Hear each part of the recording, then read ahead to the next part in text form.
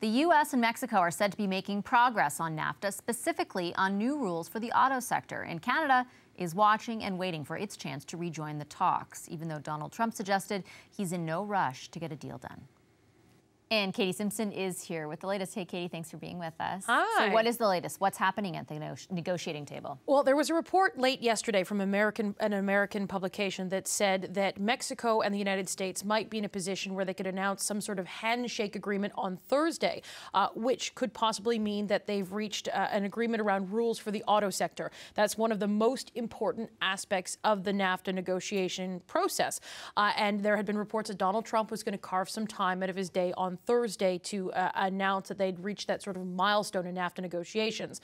Today, when the Mexican and the Americans showed up at the building where these talks are being held in Washington, that, of course, was the center, the focus of questions for all the reporters who are camped out in front of that building on those red steps there.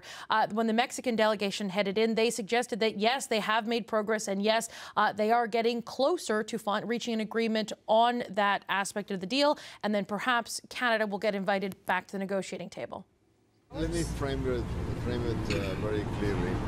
What we're doing here is trying to get and solve the issues that are most important between the U.S. and Mexico. That will lead to a trilateral meeting with Canada. I think that the handshake happens when everybody's done. So Mexico is trying to sort of downplay, okay, any sort of handshake agreement that'll happen when it's all done, but we know that there are some bigger issues that need to be dealt with. It's not just a deal about the auto sector. Speaking of which, what is Canada saying about all this? Well, Chrystia Freeland, who of course is in BC for the Liberal cabinet retreat, she seemed to be optimistic about what the Mexicans and what the Americans are saying. She says she's in close contact with both her Mexican and American counterpart, and it seems that she's anxious to get back to the negotiating table. We are very encouraged by what we're hearing from our NAFTA partners. Canada is looking forward to joining the negotiation and a swift conclusion of the NAFTA negotiations.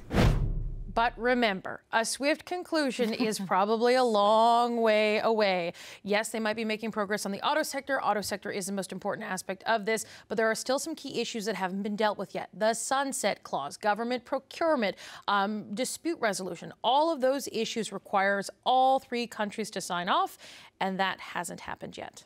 All right, thanks a lot, Katie. Thank you. CBC's Katie Simpson.